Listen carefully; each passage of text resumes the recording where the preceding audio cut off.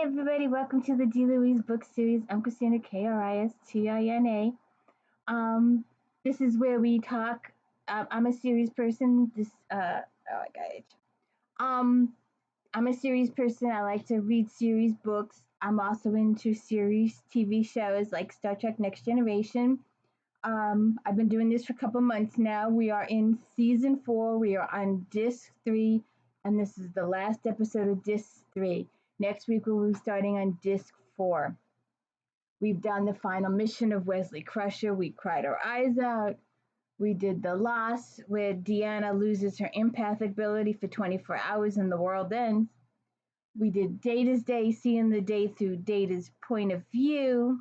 We had some issues with Batman and the Joker in this one. You have to watch it to understand my reference. Today we are doing The Wounded. And I have this fantasy. I'd like to thank all of you that have subscribed thus far. I have this fantasy for a Christmas miracle. If I could get 1,000 subscribers by Christmas, I need 900 thereabouts. So if you could help, it's up to you. It's the public. No one else can help me but you. So I'd appreciate the likes and subscribes. So just a second here. So today we are talking about The Wounded. Like I said before, disc 4, season 4, disc 3, episode 186, The Wounded. And I would like to give a special shout out to Dennis Gow, because when I was watching this episode, I had some questions. So I wanted to know what the difference was. Don't come at me now, please. I was just curious between Vulcans, Romulans, and Cardassians. And Mr. Scow, excuse me if I'm doing that wrong, said the Vulcans and Romulans are the same species biologically. The Romulans rejected Surak's teachings on logic and left to settle a new system, form their own society. Vulcans are members of the Federation. The Romulan Star Empire was more aggressive and had many conflicts across the galaxy. The Cardassians are a species seemingly evolved from reptiles. They are known for appreciating order. They had some skirmishes with the Federation over the years. They occupied the planet Bajor for 50 years. Deep Space Nine was built by the Cardassians using Bajoran slave labor. The Federation took over the station administration after a successful rebellion by the Bajorans. I would like to thank Dennis for his input. It's most appreciated. I can use all the help I can get. And my co-host has arrived. She's down here on the floor. I don't know where my other co-host is. Oh, I turned the poster on. That's what happened. All right. So we start out this episode with an overview from the captain. We are mapping a survey near the Cardassian sector. It has been nearly a year since a peace treaty ended the long conflict between the Federation and Cardassia.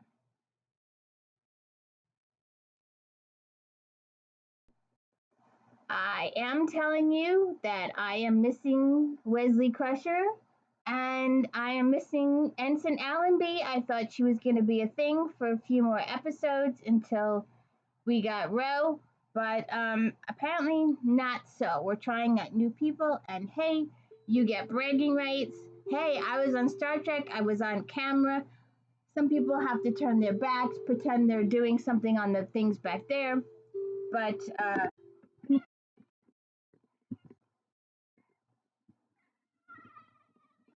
nope.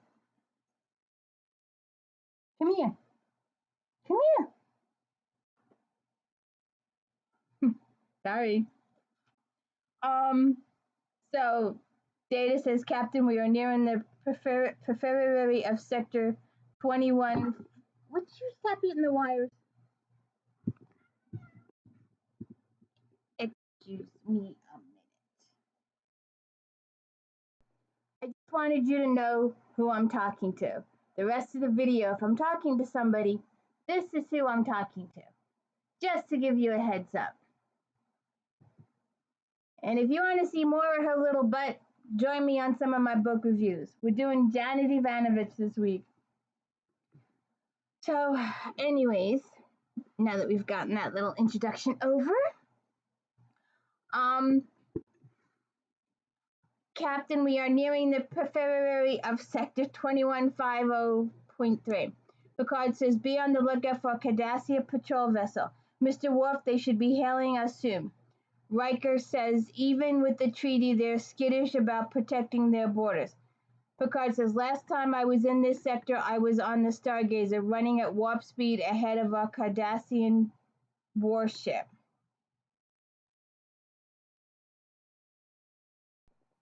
They should pull back. They had a full episode, but I wanted Troy to be talking, and when they were sitting back, nobody was talking. I should have just went back to that one.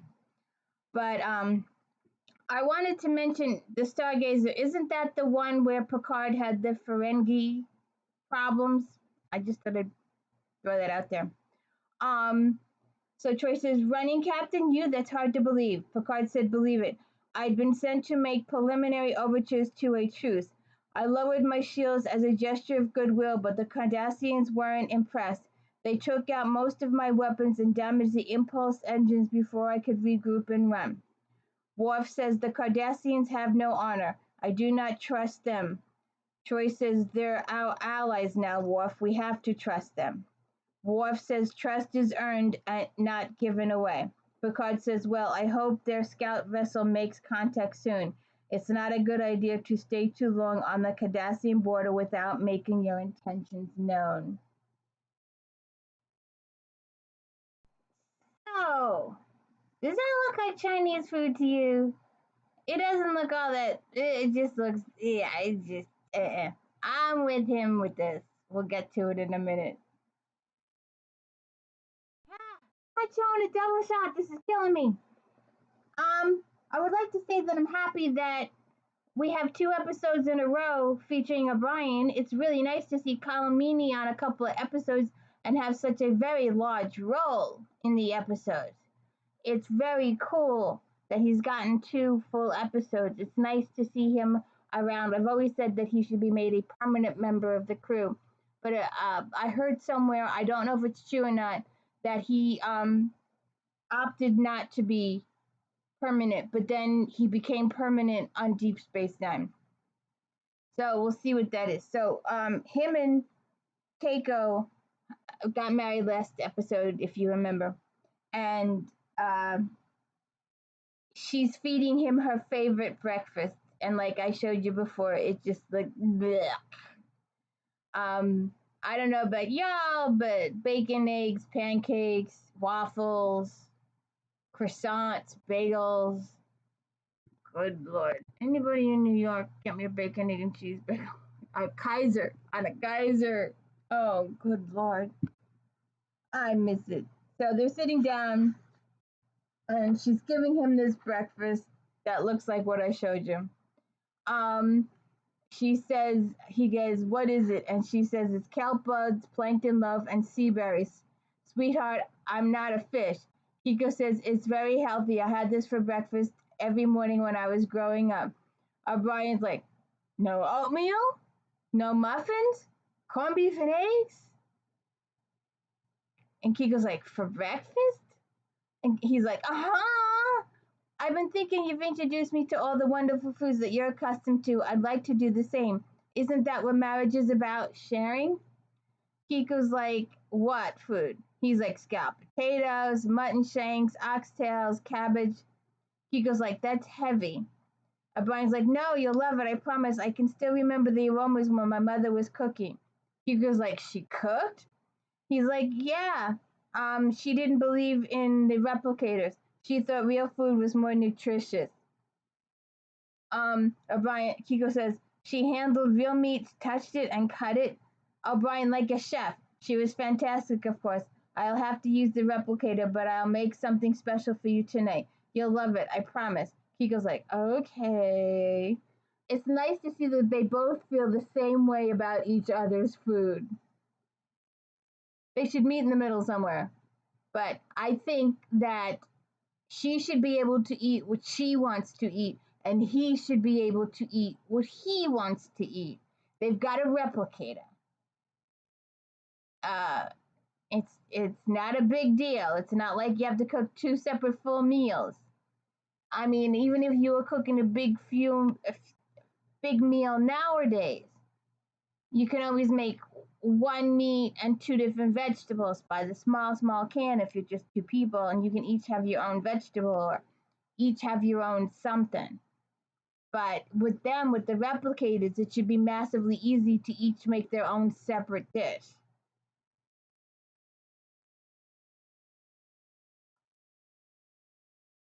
This whole time, this whole part, they never showed the two of them together. They never do a room shot, a spatial shot. When he talks, the camera goes to him. When she talks, the camera goes to her. But it never shows the two of them in a single shot. So anyway, at the end of this, there's something goes wrong and they go to red alert and he's got to leave. But I just thought I'd point that out. Drove me crazy. So we're back on the bridge again. Worf says Cardassian ship preparing to fire against her. Picard says increase power to forward shields. Hail them again, Mr. Worf. Riker's like, what is he doing? Damage report. Worf says minor damage to secondary hull before we put our shields up, sir. No casualties, structural integrity intact. Geordie's calm voice says engineering to bridge, starboard power coupling is down. So then we have an opening introduction. We go through the credits, and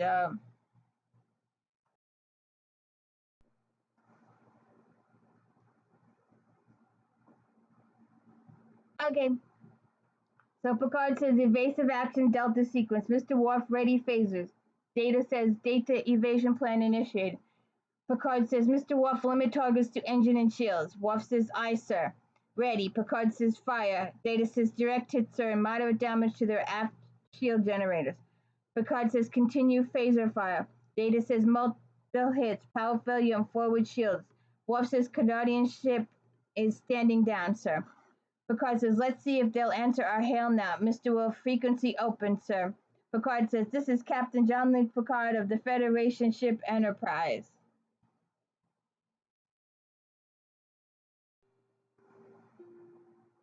What is up with that chair? And what has he got on his head?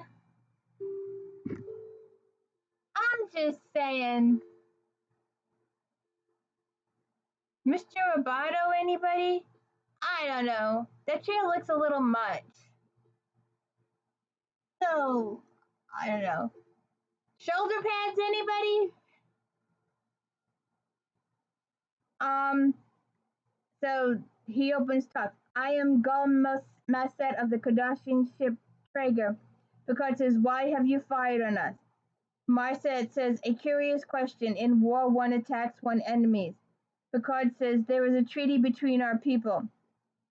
Masset says, perhaps that fact was unknown to the Federation starship which destroyed our space station and cellular system 2 days ago. Picard says, a Federation starship? Mesa says attacked an unarmed science station. They had barely enough time to send an emergency signal before they were incinerated. Picard says, Gomez said the Federation and the Cardassians have struggled too hard for peace to abandon it so easily. Messet says, we are not the ones who abandoned it, Captain Picard. Captain. Picard says, let me talk to my superiors and find out what's behind this. Give me 1 hour. The alternative is for us to continue firing at each other. In such a contest, you would be at a disadvantage. Masset says, well, very well, 1 hour. What is that thing on his head? I'm sorry, I had to bring this up again. And what are we in Battlestar Galactica with the whatever those things are? I just thought I'd bring that up. Ah, I'm still missing it. You see this blank space? It's supposed to say Will Wheaton starring as Wesley Crusher. It's blank. I miss it. I just thought I'd point that out. So, Picard is talking to Admiral Hayden. We confirmed the report, Captain. It was the Starship Phoenix under the command of Benjamin Maxwell. Picard says, Ben Maxwell, he's one of Starfleet's finest captains. He must have had provocation. Admiral Hayden says, I wish we knew. He's gone on silent running, doesn't answer our communiques. Picard says, then he's still in Cardassian space. Admiral Hayden says the station he destroyed was in Sector 21505. You're the nearest starship. We want you to go in and find him. Picard says, will the Cardassians cooperate? Admiral Hayden says, they've granted you safe patches. We've agreed that you'll take along a delegation of observers as a show of good faith. Jean-Luc, I don't have to tell you the Federation is not prepared for a new sustained conflict. We must preserve the peace, no matter what the cost. Hayden out. And anybody seen the Borg lately? Just saying. Okay, so then Picard briefs the team. There will be 3 Cardassian transporting on board. Their captain, Galmasat, and 2 of his aides. My intention is to be as open as possible with them, allow them to share in our search for the Phoenix. Worf says, Sir, it is necessary to assign them a security detail. Picard says, they will be our guests, Mr. Worf. I don't want them to feel like prisoners. Riker says, I'm inclined to agree with Worf, Captain. I would limit their access while they're on board. They don't need the run of the ship. Picard says, I understand your concerns and I realize that we have a long and difficult history with the Cardassians. However, it is not an exaggeration to say that the difference between peace and war is up to us, and the way we treat the Cardassians may make the difference. Worf says, at least let me post guards at some of the sensitive areas of the ship. Picard says, very well, we will limit their access, but instruct your people. They are guests. Counselor, stay close to the crew. Some of them might be uncomfortable with the Cardassians on board. I want no incidents. Joyce says, yes, Captain. Picard says, Mr. Data, is there anyone on board who served previously with Captain Benjamin Maxwell? Data says, accessing. Chief O'Brien served under his command aboard the Rutledge. Picard says, very well, Mr. Riker.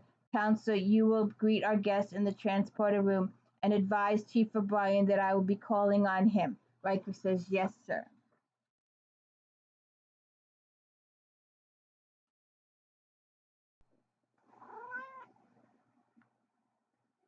Hello. Hello. I like it when my mommy does the book reviews so I can get some attention on the floor, but I can't get attention when she's sitting at the table.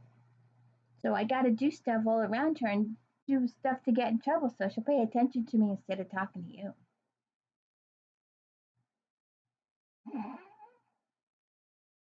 What is that thing on their heads?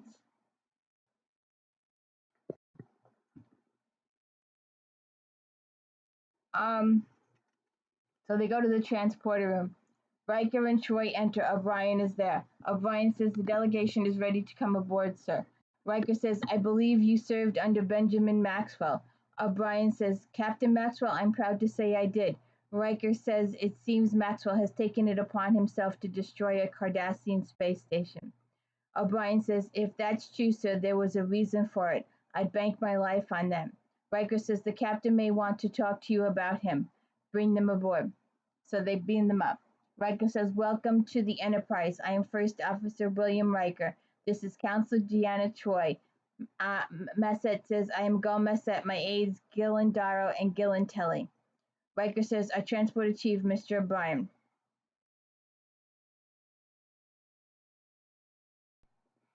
Okay, we start the next scene with the captain's log supplemental.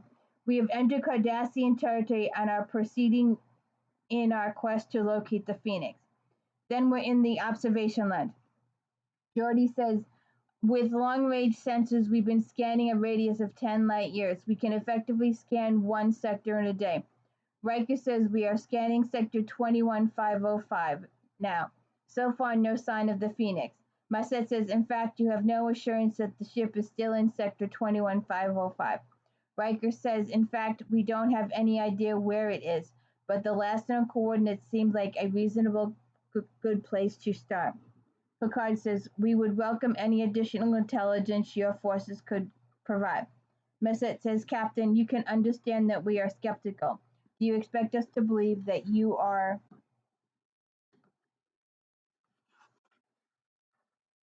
using every means at your disposal to track down one of your own? Picard says, of course, you would have concerns, Gulma said. It is precisely because of that fact that I am including you here in every aspect of our estrip. You are here with my staff, hearing reports as I hear them. Nothing is edited, nothing is being withheld. And again, I would like to point out that that clock does not tell time. And every time I do a video, regardless of what time of the day I do a video, that clock goes off. I just thought I'd point it out. All right. So Picard says, please, let's continue. Masset says, very well. Our transporter chief, Mr. O'Brien, has served with Benjamin Maxwell. I thought he might provide some insights. Picard says, Mr. O'Brien, I believe Captain Maxwell lost his family during a raid on an outpost. Here. All right, let me see. You know, if you're watching this on TV, up until this point, you don't see O'Brien. You don't see him. And then all of a sudden the camera pans back because they're having this whole conversation and it's focused on them. And it isn't until Picard addresses O'Brien that you see O'Brien has been included. But up until that point, you don't see O'Brien at the other end of the table until the camera pans back. Picard says, our transporter chief, Mr. O'Brien, has served with Benjamin Maxwell. I thought he might provide some insights. Picard says, Mr. O'Brien, I believe Captain Maxwell lost his family during a raid on an outpost. O'Brien says, more like sabotage, sir. It was a Set Link 3, a squad of Cardassian militia made a sneak attack on an outpost, wipe out close to 100 civilians. Masset says, then it's a vengeance he's after. O'Brien's, that's not what I meant. Masset says, Maxwell's taking retribution for his own loss. O'Brien says, Captain Maxwell would never. Picard says, gentlemen, please, let's avoid speculation and confine this discussion to the facts. Now, Mr. O'Brien, Worf's calm voice comes over the thing. Worf to Captain Picard. Picard says, yes, Lieutenant. Worf says, Captain, long-range sensors have located the Phoenix. Picard says, join us on the bridge, please.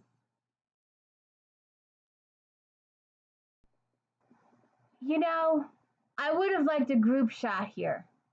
Again, they should show all three people in the turbo lift, but they don't. They put the camera on each individual speaker. It would be better if they had a group shot and they showed all three people and gave all three people the camera time. But instead, every time someone talks, they just put the camera on that person. So you can't see the three of them standing there. Yeah, I mean, yes, put the camera on them for individual speaking roles, but I would like one group shot to show all three of them in the turbo lift because the initial shot is their backs. I would like to see a group shot of their fronts. I'm just saying. So they get in the turbo lift, and now the captain invited them all to the bridge. So why is Picard and Riker and the rest of them not in the turbo lift with them if they're all going to the same place? I do not understand that. If they are all going to the same place, why are they not all going to the same place together? And so they let O'Brien have his moment with the Cardassians. I don't know why the rest of them are not there.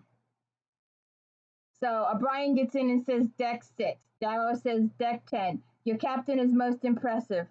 O'Brien says, yes, he is.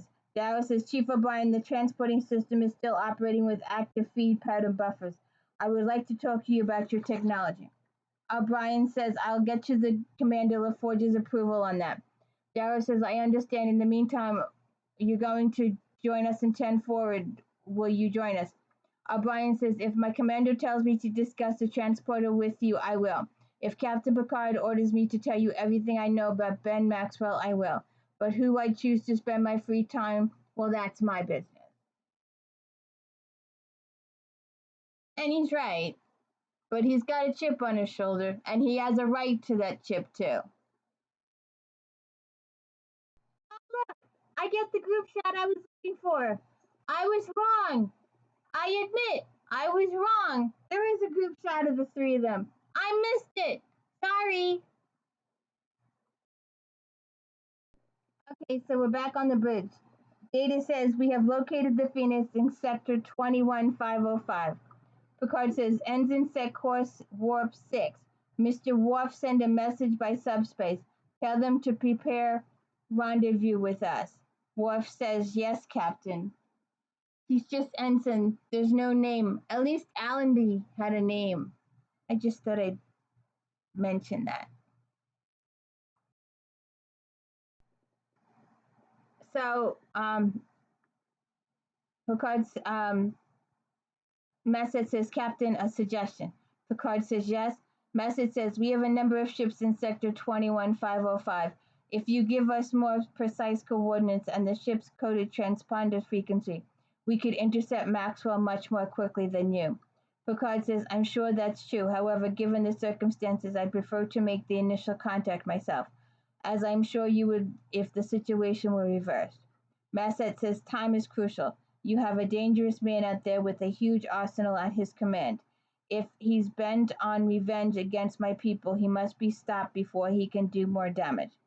Picard says, at the moment, we have an isolated incident. If I reach him first, diplomatic efforts can still prevail. But if one of your ships decides to retaliate against the Phoenix, we risk losing control of the situation. Masset, then you won't give us the means of finding his exact location. Picard says, no, I will not.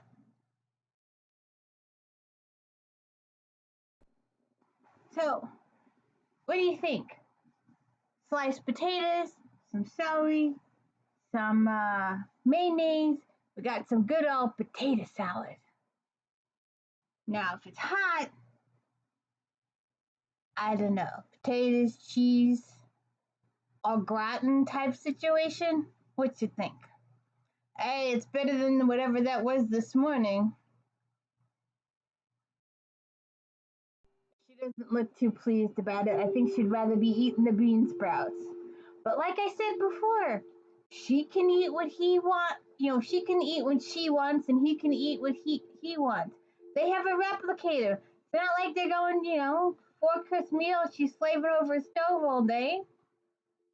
I don't see why they can't eat what they want to eat. It's a free starship.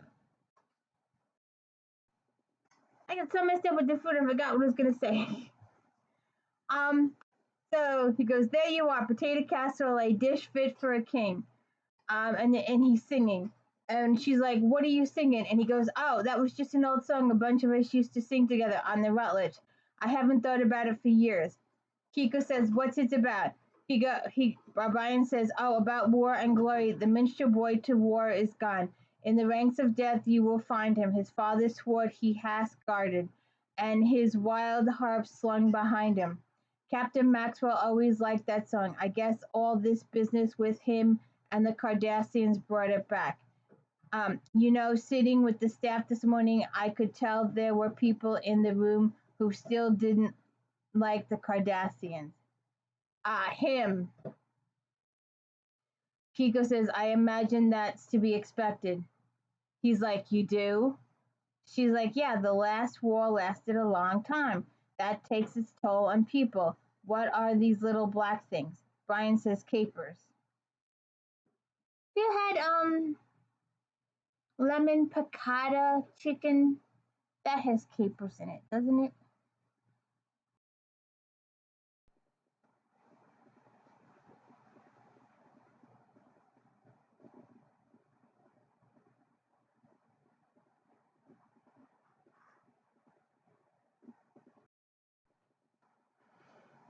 wanted to give her equal time. Um, so Brian says, I'm trying to understand the people who hang on to grudges. Seems to me they ought to be able to put those feelings aside once the fighting is done with. Kiko says, that may be harder to do than say. You fought the Cardassians, didn't you? O'Brien said, there were some skirmishers. I was with Captain Maxwell. How do you feel about them? O'Brien, me, I feel fine. I mean, the war is over now. Tomorrow night, kidney pie. And then maybe pot roast, beef tongue. Even I'll draw the line at some stuff.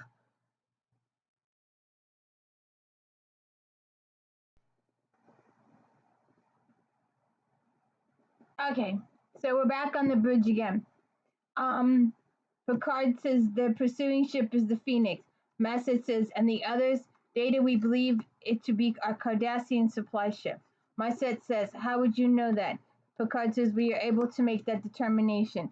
Message says, you can read our transporter codes. Picard says, what is important at the moment is that your ship may be in jeopardy. Mr. Worf, answer to our communications. Worf says, no, Captain. Picard says, put a repeating message in all subspace channels.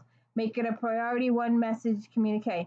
Break off pursuit immediately. Galma said, as you can see, we are doing everything in our power to reach the Phoenix. Messet says, and accomplishing nothing. Can you show me the location of our other ships? Picard says, Mr. Data.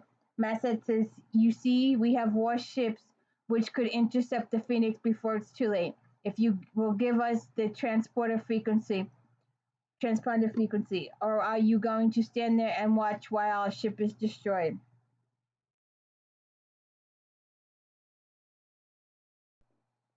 Do you wonder if this guy's freaking out that he's sitting there among his heroes, the stars? He's sitting there. He gets to be in the same scene as Jean-Luc Picard and Riker and Data and Worf. He gets to be here. He doesn't get any lines, sorry to say, but he gets to wear the costume. He gets the bragging rights forever. But at least Allenby had lines, but we still miss Wesley Crusher. So Picard says, Mr. Worf, has there been any responses to our hails? Worf says, no, sir. Picard says, very well, prepare to relay the transponder code of the Phoenix to the Cardassian ship. Worf says, sir. Picard says, and then send a message to Captain Maxwell, advise him that we have relayed his location to the Cardassians. Riker says, begging your pardon, Captain, the transponder code will allow them to track all our ships. Picard says, I'm aware of that. Mr. Worf, any response from the Phoenix? Worf says, no, Captain. Picard says, Mr. Data, any change in their course? Data says, no, sir. The Phoenix is continuing on its bearing toward the supply ship. Picard says, Mr. Worf, relay the prefix codes of the Phoenix to the Cardassian warship. First, Worf says, sir, they'll be able to dismantle the shields. The Phoenix won't have a chance. Picard says, I cannot allow Maxwell to ambush the supply ship. Mr. Worf, now. Worf says, yes, Captain. So, there's still, Picard says, Mr. Data, overlay weapon ranges of the two ships. Data says the warship is 3,000 kilometers from the Phoenix. It is opening fire. The Phoenix has taken a direct hit. The Phoenix is beginning evasive maneuvers. It has positioned itself outside the weapon range of the opposing ship. The Phoenix has powered up with both phases and photon torpedoes. The Phoenix is firing photon torpedoes. Bassett said, he has destroyed our warship. Picard says, does that supply ship carry any weapons? Bassett says, limited, not enough to defeat a Nebula-class starship. Data says, sir. Bassett says, the warship carried a crew of 600, the supply ship 50. Picard says, Mr. Data, estimated time until we intercept the Phoenix. Data says, at our present speed of warp 4, 16 hours, 40 more minutes. Picard says, ensign increased to warp 9. Picard goes to the transporter room. I wanted to chat with you. O'Brien says, anything I can do, sir, you know that. Picard says, Ben Maxwell must be quite a man. O'Brien says, he's a rare one, all right. I count myself lucky, sir. I served with the two finest captains in Starfleet. Picard said that from your knowledge of the man, what has gone wrong? O'Brien says there's a reason for what he's doing. Those Cardassians were up to something. I'm sure of it. Picard, how did he take it when his family was killed? O'Brien said, I'd say he took it well. Oh, I know he was broken up inside. Who wouldn't be? But you'd never know it to see him. He never missed a minute, too. He's always had a smile and a joke. Picard says, see. O'Brien says, Captain Maxwell, he never retaliate out of vengeance. No matter what the Cardassians say, they're up to something. They're the ones you should be investigating, sir, not Captain Maxwell. Picard says, you don't care for the Cardassians. O'Brien says, I like them fine. It's just, well, I know them. You learn to watch your back around them. Those people. Picard says, within the last hour, Benjamin Maxwell has sent over 600 of them to their death. O'Brien says, I don't know what to say, sir. He must have had his reasons. I think when one has been angry for a long time, one gets used to it. Then it becomes comfortable like old leather. And finally, it is so familiar that one can hardly remember feeling any other way. But in the long run, we are the ones who are damaged by that kind of anger. We are not them. And I will say that there's a lot of that in this country now. Um, I like to hide my head in the sand and avoid it all. But there are people out there that can't and they live with it every single day. There are people out there that are taught, they have to be taught by their environment, by their parents, by their relatives, by their just environment to hate a certain person. And it's wrong. It's absolutely wrong. And there were a lot of things that we did in history that were wrong. And what's going on now in real life is also wrong.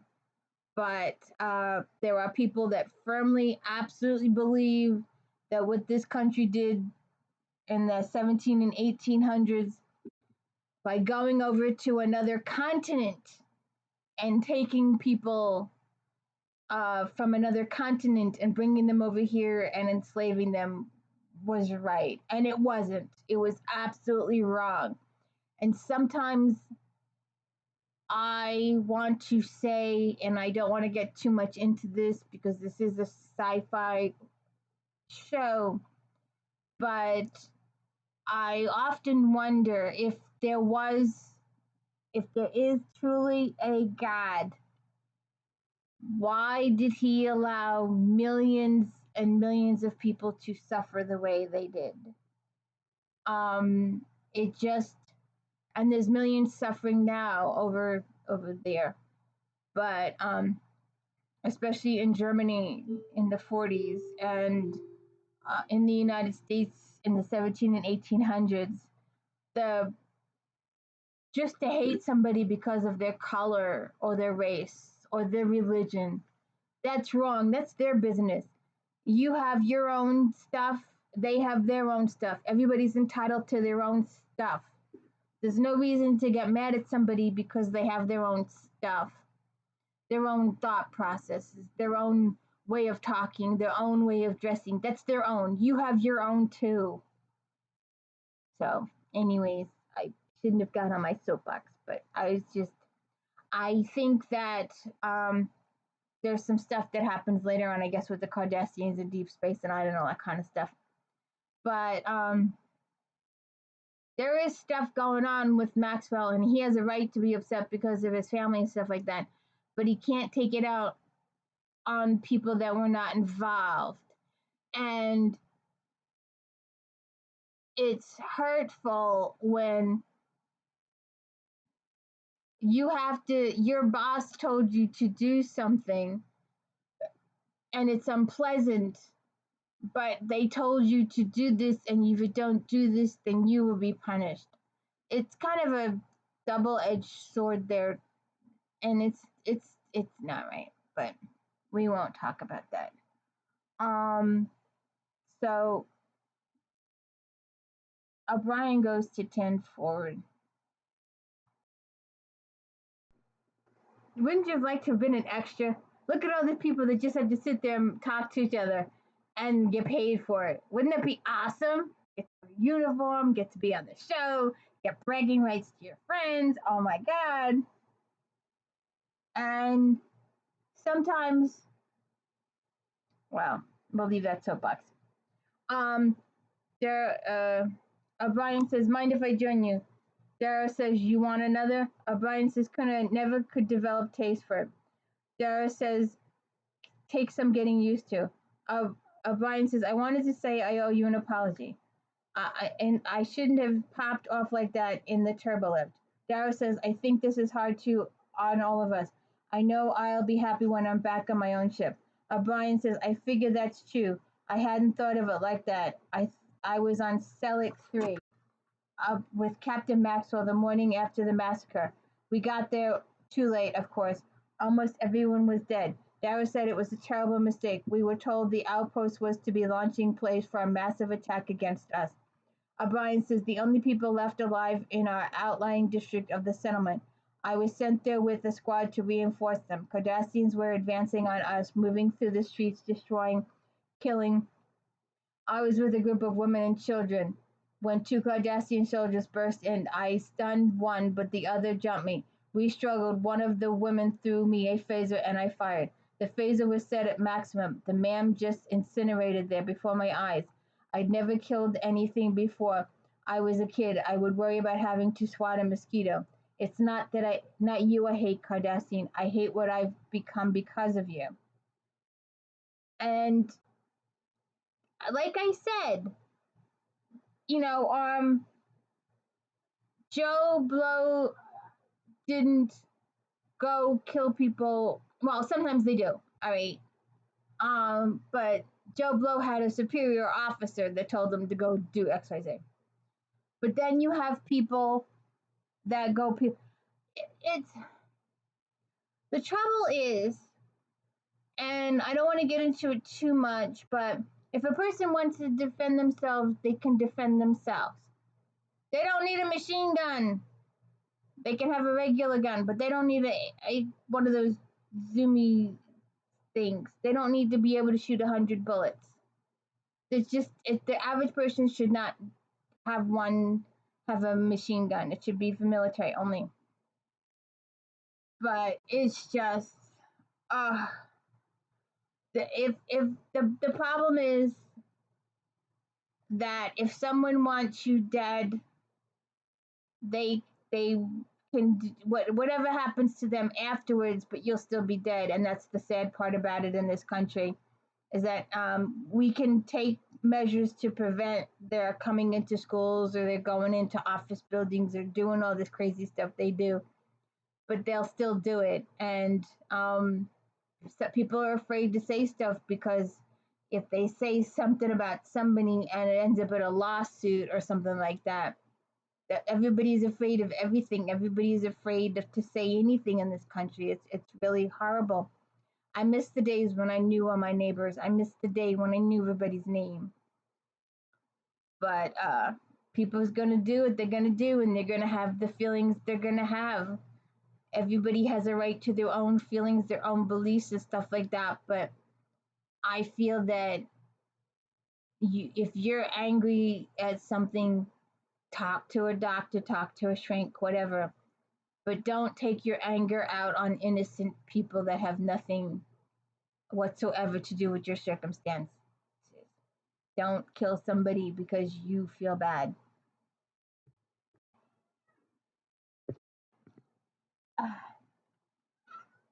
Get help. Don't kill people just because you can. That's wrong. And it hurts. You shouldn't kill somebody's mother or father because you feel like it. It's not right. It's not right at all. A lot of things done in history have not been right. So how are you today, little girl? You getting in more trouble? No, mommy. No, no, no, no, no, no, no. I'm picking on Casanova today. Goodbye. Anyways, um,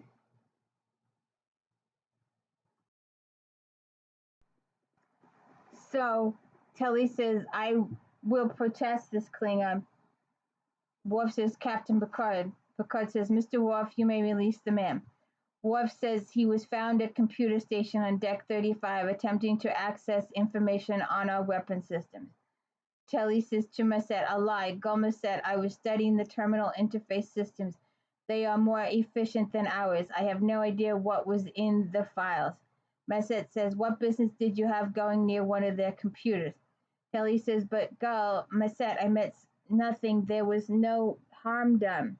Masset says, go to your quarters. You are confined there for the duration of this expedition.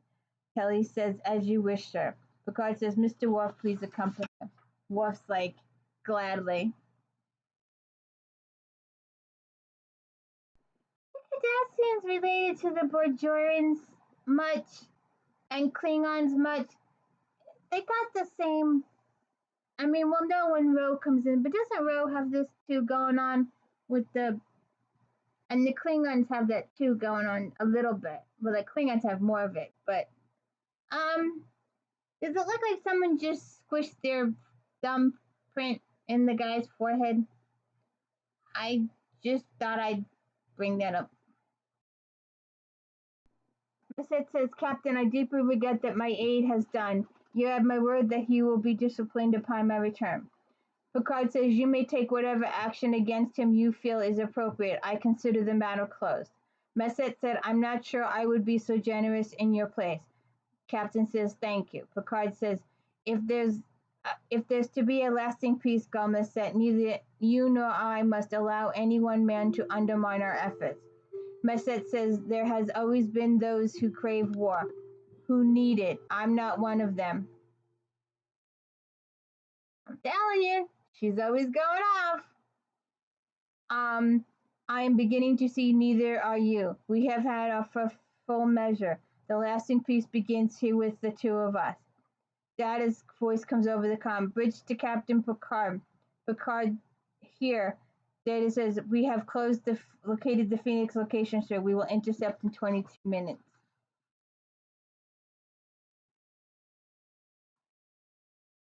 Okay, then we get a voiceover from the captain. We have established communication with Captain Maxwell, and he has agreed to come on board the Enterprise. I'm wondering if this guy has played parts previously on the show. He looks familiar. I'll have to look it up. I didn't look it up. Riker greets him. Welcome aboard, sir. I'm Commander Riker, first officer. Maxwell says, I know all about you, Commander. Fine work you did with the Borg. We all owe you on that one. Riker says, thank you, sir. And then he notices Miles. He goes, O'Brien? Miles O'Brien? O'Brien says, hello, Captain. Good to see you again. Maxwell says, how are you? I had no idea you were on the Enterprise. This was my tactical officer on the Rutledge. Best I ever had. O'Brien says, thank you, sir. Maxwell says, O'Brien has the ability to size up a situation instantly, then come up with options to fit all contingencies. Remarkable. O'Brien says, if that's true, I learned it from you, sir. Maxwell says, but you got that silver tongue by kissing the stone, right? Well, Commander, best I see your captain straight away. We have a lot to talk about. Riker says, yes, sir. Takes Maxwell in to see Captain Picard. Maxwell says, what a sweet ship this is. I'll admit. Oh, yeah. Maxwell says, a pleasure. I've heard about you. Picard, please.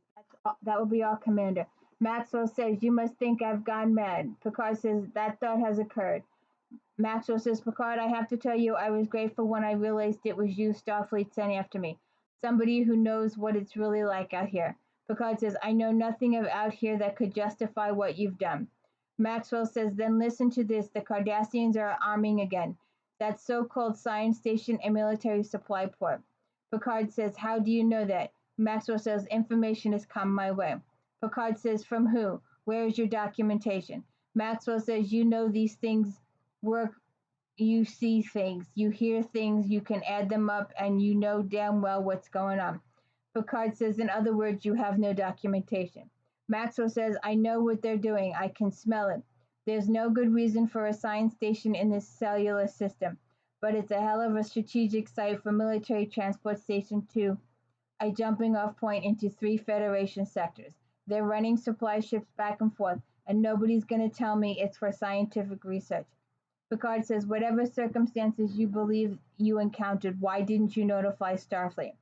Maxwell says, and wait 6 months while the bureaucrats sit around reading their reports trying to figure out what to do.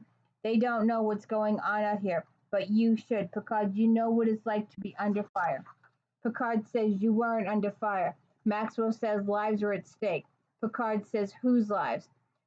Maxwell says we have to act now. Picard's like, why?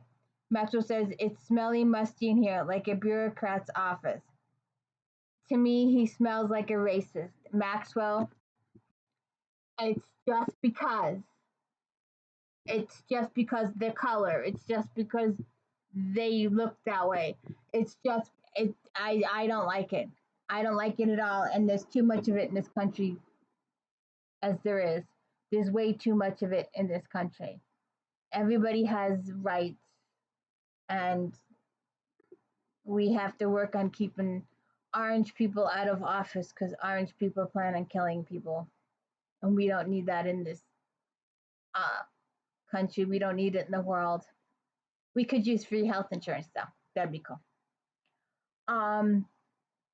Picard says, you killed nearly 700 people, taking us to the brink of war.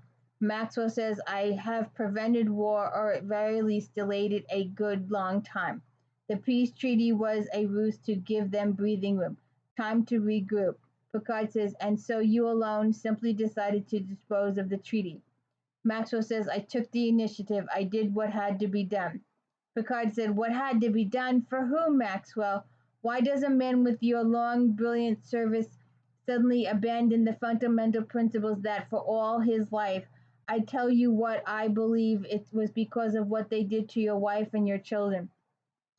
Maxwell's like, no, not true. Picard says, to avenge their death. Maxwell says, you're a fool, Picard. History will look at you and say this man was a fool. Picard says, I'll accept the judgment of history.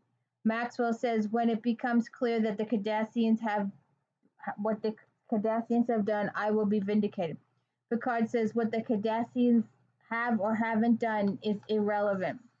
Hey, do I hear Borg in that statement? Come with me and find one of their supply ships, and we'll see how irrelevant it is. Picard says, we are not going after any more Cardassian ships. Captain Maxwell, you are going to return to the bridge and set a course for Starbase 211. The Phoenix and the Enterprise will return to Federation space together. I will permit you the dignity of retaining your command during our voyage. My only alternative would be to put you in the brig, while we tow your ship back to Starbase in disgrace. Maxwell says, I will return to your ship. Picard says, you understand your orders. Maxwell says, yes, Captain. Picard says, Mr. Worf, report to my ready room. Our guest is departing.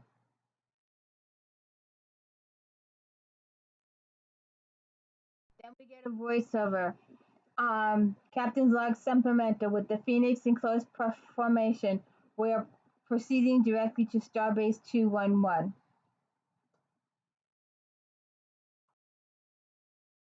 And we're back on the bridge again. Mr. Data, how long before we clear Cardassian space? Data says at present speed 3 hours 20 minutes. Mr. Worf, send a message to Admiral Hayden at Starfleet. Inform him of our projected time of arrival. Worf says yes, sir. Data says, Captain, sir, the Phoenix is changing course. Messet, what is he doing? Picard, ensign change course to pursue. Mr. Worf, hail Captain Maxwell. Worf says, no response, sir. Riker says, Data, project his new course. Data says, sir, the Phoenix is heading directly for Cardassian vessel 0.12 light years from our location. Messet says he'll attack the ship just as he did the others. Picard says, continue your hail, Lieutenant. Priority 1, message to Messet. Do you know what the vessel might be? Messet says, I imagine it's a supply ship headed for the research station in Carbella system. The destruction of our primary science outpost has put an added burden on the others. Worf says the Phoenix does not respond. Picard says, Ensign Warp 8, overtake him. Sir, the Phoenix has accelerated to Warp 9. We will not be able to reach him before he intercepts the Cardassian ship. Picard says, Warp 9, Ensign. Mr. Worf, armed phasers, continue hails. Worf says, aye, sir. Riker says, Captain O'Brien was Maxwell's tactical officer. Picard says, get him up here. So then O'Brien shows up. You only see him in this shot. You don't see him in the group shots. I wanted to show him here because you don't see him in the frontal shot. Um, Data says the Phoenix has dropped out of warp. They have reached the Cardassian vessel. Riker says slow to impulse. Worf says vessels in visual range. Picard says on screen. Riker says the Phoenix has activated its weapon system. Negative, sir.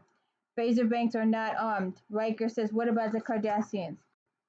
Our sensors are unable to determine status of the Cardassian defense systems. Their ship is running with a high-powered sub-pace field. Picard says, Mr. O'Brien, your former commander is about to place me in the inevitable position of having to fire upon another Federation ship. I will need to draw upon your knowledge of the man, how he thinks, what he's capable of doing. O'Brien says, aye, sir. Worf says, Captain Maxwell is hailing us. Picard says, on screen. Maxwell says, all right, Picard, you need proof. You've got it now. Picard says, Captain Maxwell, you have disobeyed a direct order. Maxwell says, board the ship. You'll see that everything I've been saying is true.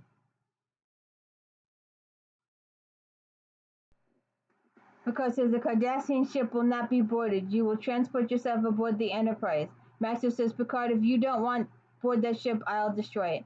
Picard says, and then I will use whatever force is necessary to prevent you from taking that action, Captain. O'Brien, sir, Captain Maxwell, if he feels his back is to the wall, he'll strike. Data says, Captain, the Phoenix is transferring power to its shield.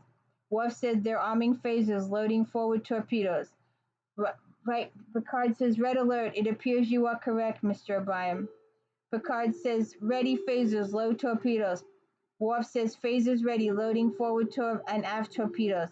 O'Brien says, sir, let me beam over there, try to talk to him. We served together a long time. O'Brien continues, after you've been through what we have, you kind of get inside a person's head. He might listen. Riker says he'll never drop his shields to let you transport on board. O'Brien says the Phoenix is using the high-energy sensor sweep. It cycles every 5.5 minutes. Between those cycles, there's a window of 50th of a second. Trust me, I can get through. Picard says make it so. O'Brien says it's a good ship. We're trying this with another Federation ship. It would be never work with an alien vessel.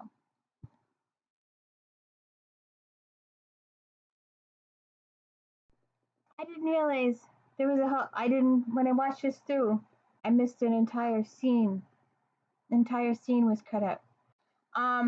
So he goes to the Phoenix and he confronts Maxwell. Let me see if I can get a shot. No. So Maxwell goes. O'Brien goes in.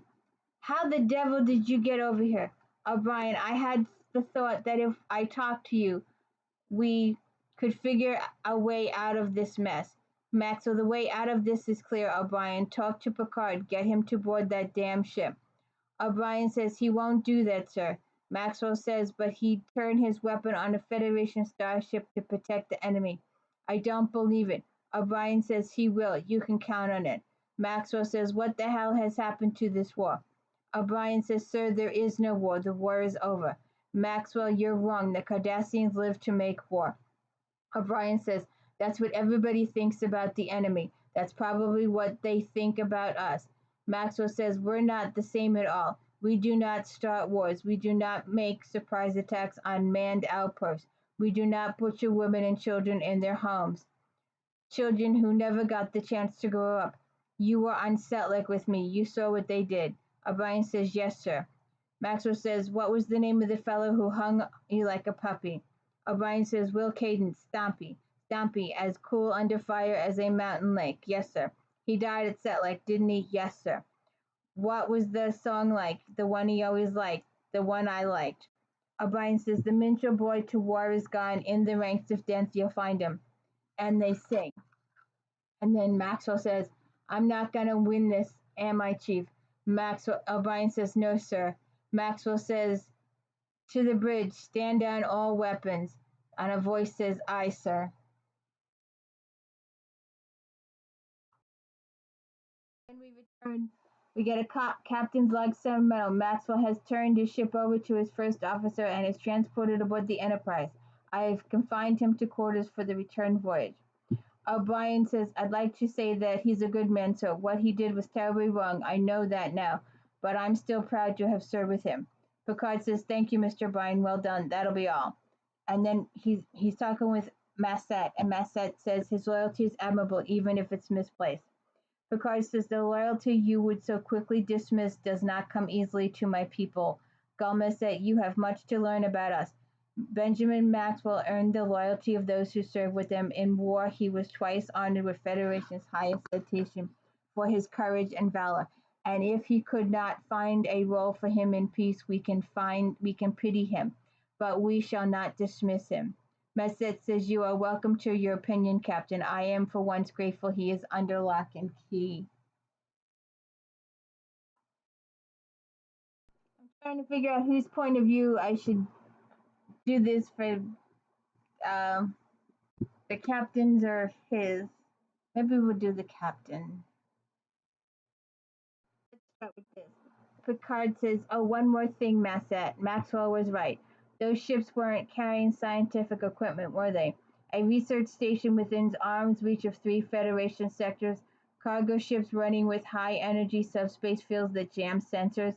Masset says, "If you believe the transport ships carried weapons, why didn't you board it as Maxwell requested?" Picard said, "I was here to protect the peace, a peace I firmly believe is in the interest of our people. But if I had attempted to board that ship, I'm quite certain that you and I would not be sitting here now, and that ships on both sides would be arming for war." Masset says, "Captain, I assure you." Picard says, "Take a message to your leaders," Galma said. "We know, we'll be watching, we will be ready." So that's the end of this episode. So we have finished 183, we have finished 184, we have finished 185, we have finished 186, and next week we will be starting disc 4 of season 4, and that would be episode 187. Okay, I loaded the disc, and for the record, they showed Wesley Crusher in there. So, and I wanted to ask, why did he leave in the middle of the season? Why didn't he wait till the beginning of the next one? Why did he stick to some more episodes? But anyway, so stay tuned next week. We'll be doing The Devil's Due. Then we'll go on to Clues. And then we'll go on to First Contact. And then we'll go on to Galaxy's Child. So that's what we're doing next week. Please hit the like and subscribe. Remember my Christmas miracle wish of obtaining 1,000 subscribers. And if you notice, I've started my little bit of Christmas display. I have a Christmas, well, not a Christmas scene, but a winter scene that goes on those white cabinets, and that'll be in place next week. And please check out Flashback Mondays that nobody is watching. Those are all the books that I was reading way back when and still own because they're good books. And Reading with Your Own Challenge. Hey, I'm still reading these books. I've had them since 2008. And we're doing Janet Ivanovich, 30 Days with Janet, getting ready for Dirty 30. So please hit the like and subscribe. Let me know I'm doing a good job. And I thank you if you made it all the way through with me. This took me 3 days to do. Believe it or not, this whole thing took me 3 days. And that's doing it very, very, very, very low tech. I thank you and appreciate you. Have a good one.